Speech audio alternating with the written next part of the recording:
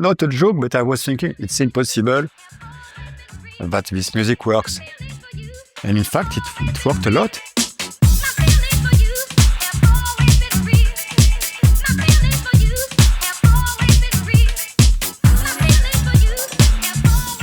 Hi, I'm Hubert Boombas from Cassius, and I'm gonna tell you the story of Feeling for You. My father is a sound engineer and is a producer too. He had some recording studios in Paris and everything. I feel like I'm born among cables and speakers, I think it gave me the idea of everything is possible, in fact. Around like 10 or 11 years old, he brought me to another studio. It was in Paris. I remember it was lunchtime and everybody left the room and there were drums, Rhodes, I remember, guitar, everything was plugged, and I had told to my father, okay, I'm gonna stay in the studio when you go eat, and I go to the drums, I sit behind the drums and I began to play. I never played on the drums before, and after the band arrived and jammed with me for maybe 5 minutes, I don't really remember, and this day I saw the light. They told me, wow, you can play drums, it's incredible. They were saying like nice things about me because you said we were kids, but I remember when I went back home, I didn't sleep for all the night. It's a life I want. And after I did some progress around like 14, 15 years old, and I started to play bass a little bit. The album of Diana Ross, produced by Bernard Ross, by Chic.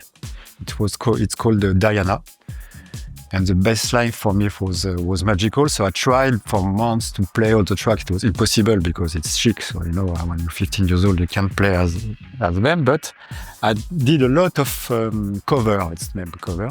So it's my first experiments with the recording and playing music and things and trying to mix and everything. With just 2 speakers and this machine. It was really, I think, the best things I had in my life at the time. All my life was hip-hop. I wanted to be like DJ Premier and things like this. And so I spent all my days to do beats and things like this. And one day I had a phone call from James Savelle. He was like, I think 18 years old, 19 years old. It's a friend of mine who told me, oh, you will have a call from an English crazy young genius. I said, okay. And he told me, yeah, I love the Solar music. Send me some music, instrumentals, and I re-release it. And I said, instrumentals, for me, there was no sense. I was born into the songs culture. I sent him like 4 or 5 tracks, instrumental, of 3 minutes. So at the time, we sent by the mail a tape, and 3 weeks later, you had a phone call. And he told me, oh, it's great, but it's intros. I say, what? Maybe I need some long track. I say, I don't know how to do that. So I spoke to Philippe and I say, as I know you mix like for house music, could you help me to do like a long structure of my tracks? And La Funk Mob is born like this.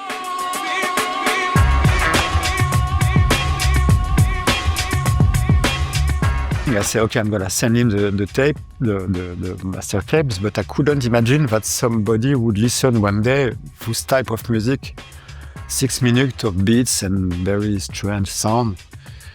And I forgot, to be honest, because I didn't have any contracts, no money. It was really, I sent the tape and I say, okay, what? And like a year later or 8 months later, he released the La Funk Mob EP, and my phone was ringing.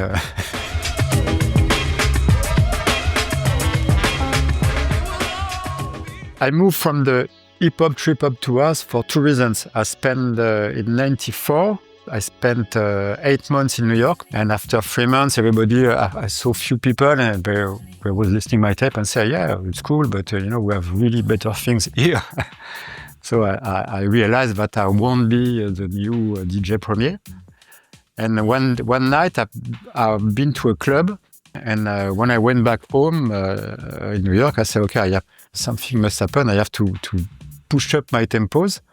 But I didn't do it. I was still into slow tracks. Just before I come back to France, I saw a video of Foxy Brown. It's a black exploitation movie. And I heard the sample on the movie, so after I ran in all the record shop in New York to find the soundtrack, I sampled it and I did it very, very slow tempo. And the track was really boring, so I called Philippe and I said, I have a great sample, but I don't know. When it's slow, it's boring. He told me, speed up, are you crazy? Put it like 130, and so the thing I did. And after, when I push up the tempo, I said, wow, it's great. I was dancing, in my room. And when I get back to Paris, we finished the track with Philippe, and it's Foxy. Our first really house track together was Foxy.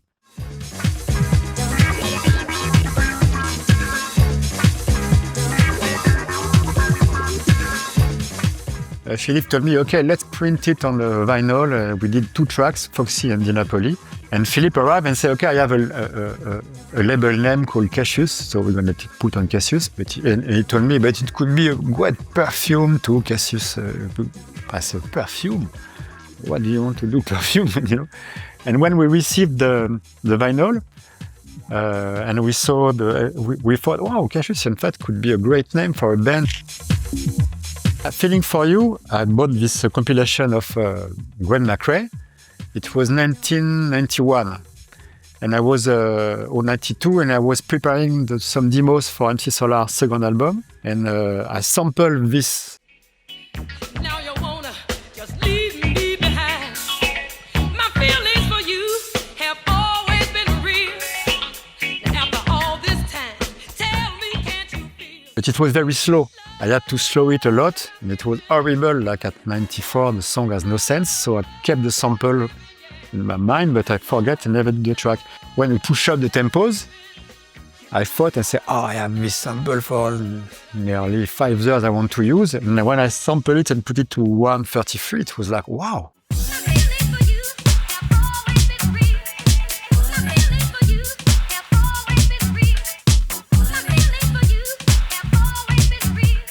Because I love the bass. For me, it was a song.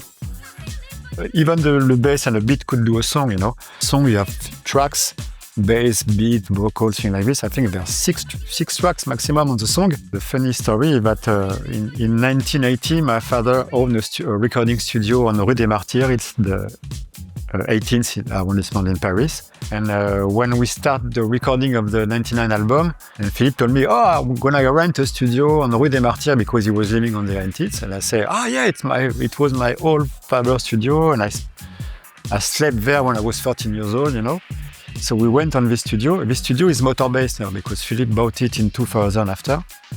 At the time, the room was really, it was an SSL desk.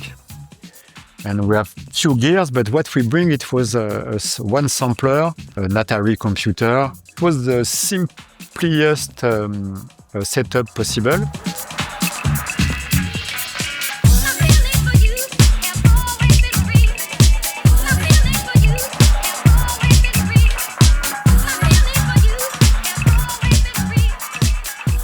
We met a guy called Evan Bernard. It's the guy who did the video at the time. And we shot it in Canada, in Montreal, I remember. And he told us, we should put back the superhero. And there was a story of record companies and things like this. And I said, yeah, let's continue the idea. It was really fun. And we met Tiga at the time, Tiga, the DJ, because we did on this club thing. I think we did the video on this club. So it was the beginning of a lot of connection too. But almost all the ideas come from Evan, the directors.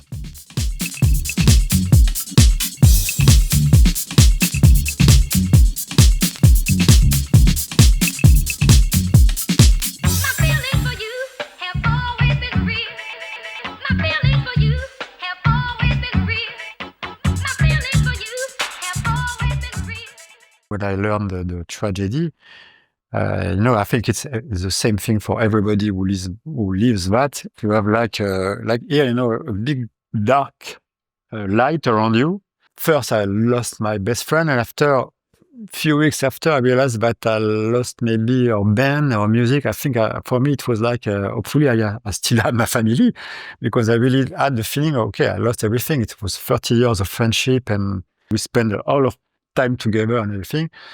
So it has been a very, very strange period. For a period, I decided, okay, Cassius is over now. When you lose someone, you have a period of time, we say deuil in French. And when I thought it was done, but it was missing a little thing. I will say one morning, I remember I played some Cassius track because I was searching, I don't know, on my old hard disk.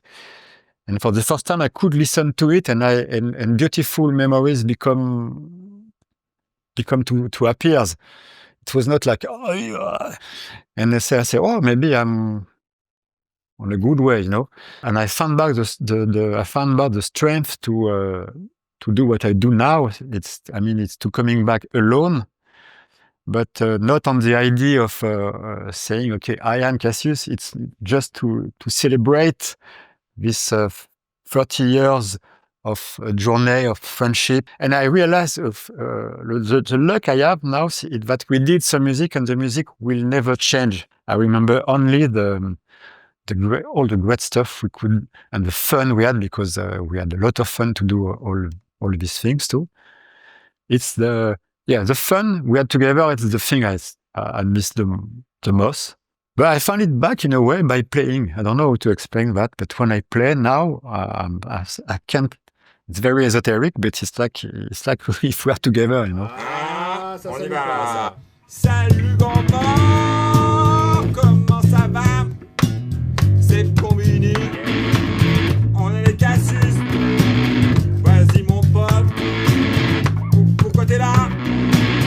Tous les gars dans le hall, à coup de gars dans le barreau. Last month, I listened a lot of things I found back on digital tape, on hard disk and everything. And I realized that I know that I will never be able to do the same music without him. But I will see. 3 years ago, I said I will never do anything under the Cassius name. So, things will change.